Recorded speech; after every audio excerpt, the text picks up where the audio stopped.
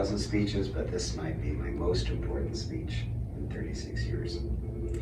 I wanted to thank you, or the company, as a representative of the company, to thank you.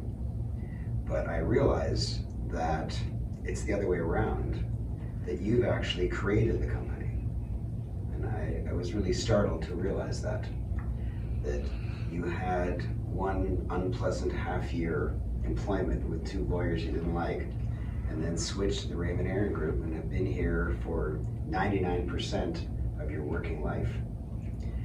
And you have molded the company into what you want. It now has everything that you enjoy doing. None of the things you don't want to do, like if you don't want to travel, you created it so that you don't have to travel. You've created it in a way that works for you, and you've created it in a way that works wonderfully for me. So I can be the hero racing off to foreign lands and slaying the dragons and giving speeches, and then racing off to another destination or coming home. So I have these huge times of giant energy and then these down times, which I like. And you've created it so I can do that. And you created it so that you and the senior team of Liz and Mickey can do what they like, and all the staff do what they like. You've been the leader for all the time, right from the beginning, because you promoted yourself. I never actually had to promote you. You were already there.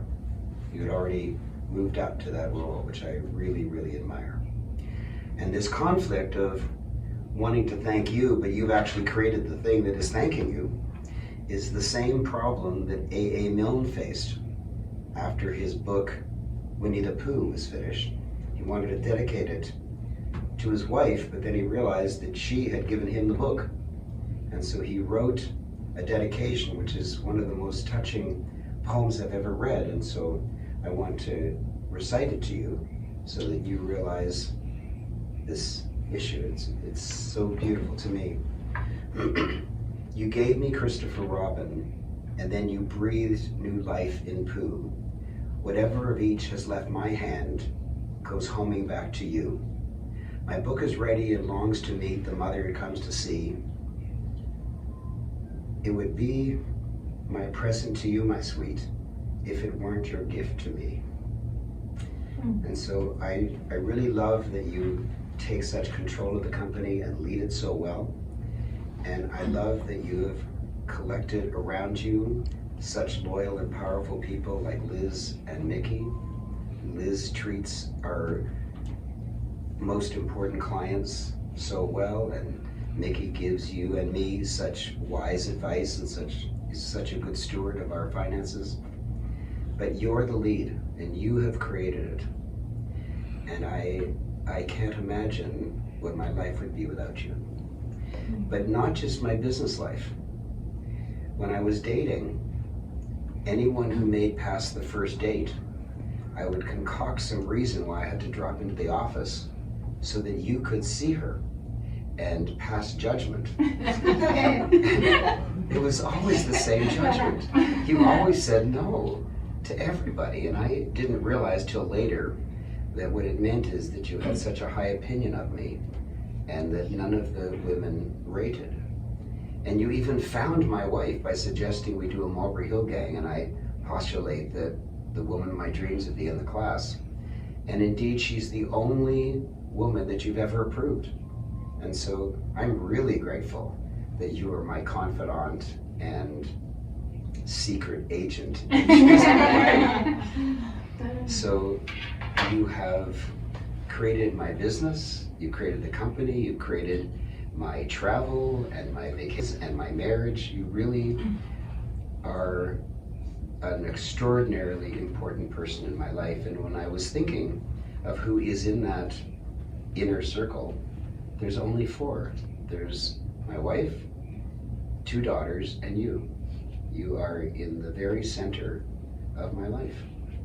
And I don't want you to take this the wrong way, but the last thing I want to say to you is, I love you, thank you.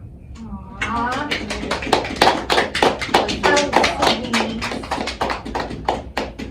Oh gosh. Oh, thank you. Well, But I can say, working with Raymond for 25 years has changed my life.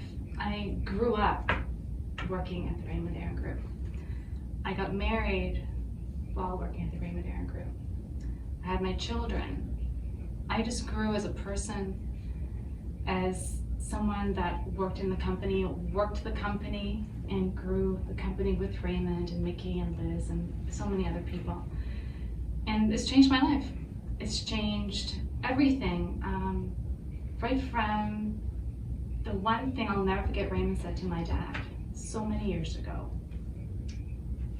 Thank you for having your daughter and giving her to me during the day, or something along those lines.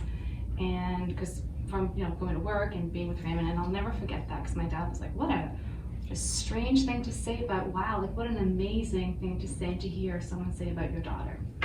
So I'll never forget that. Another great moment that I'll never forget was my wedding day. Raymond was traveling that day, but he still came, still showed up at the church to see me get married, and left before the ceremony was over to catch a flight.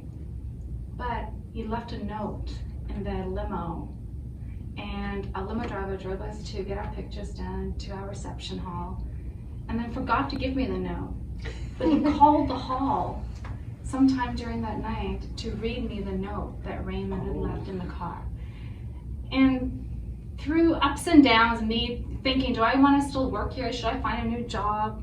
I always stayed, and I always thought, why would I leave someone who embraces me as a person, who believes in me, who gives me so much opportunity to grow and learn? Like, I'd be crazy. And I never ever left. And I don't think I could go anywhere else. I don't know how I'd adapt somewhere else. I really don't. It's so many things. Like, I've taken lessons from here, I've instilled it into my kids, and I see my kids doing better because of things that I've learned, that I've handed down to them, that I've learned either directly from Raymond or through other teachers that Raymond has introduced us to. And things that I would never even think of.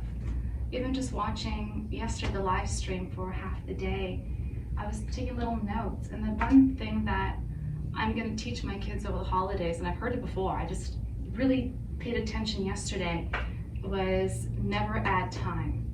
And I thought, my God, like, how often do I talk to my kids about, don't put that off, like, get it done now, like, don't, and they procrastinate, and I'm like, that's it, like, this is the new thing, is never add time. And that was my takeaway yesterday, and I'm like, if that's all I take away for 25 years, which is not, because I've taken away so much more, but even that one little nugget, and Raymond's full of so many nuggets. But there's a funny story. It's kind of sad, but funny. Started off sad, but ended funny. So all of you may or may not know, but I had a fall several years ago. And Raymond came to visit me at home. And being so caring and sweet, he really thought I needed a wheelchair. And Raymond actually showed up with the wheelchair to my home. And crazy, and I was like, oh my gosh, no. But I thought, wow, like, who would think? Like, no one thought, maybe Wendy can't walk. Maybe, Dan needs to push her around. Like, no one thought, but Raymond thought maybe a wheelchair. And I know you're always thinking of people and myself, and I love that about you, Raymond. And just, I don't know. I think it's always, you'll always have a special place in my heart. I know that forever. I don't know what else. Yeah, Oh, and I love you too. I know it doesn't sound right for Karen to hear, but I do. I love you very much. That's so sweet. Wow. Yeah, and I love my friends.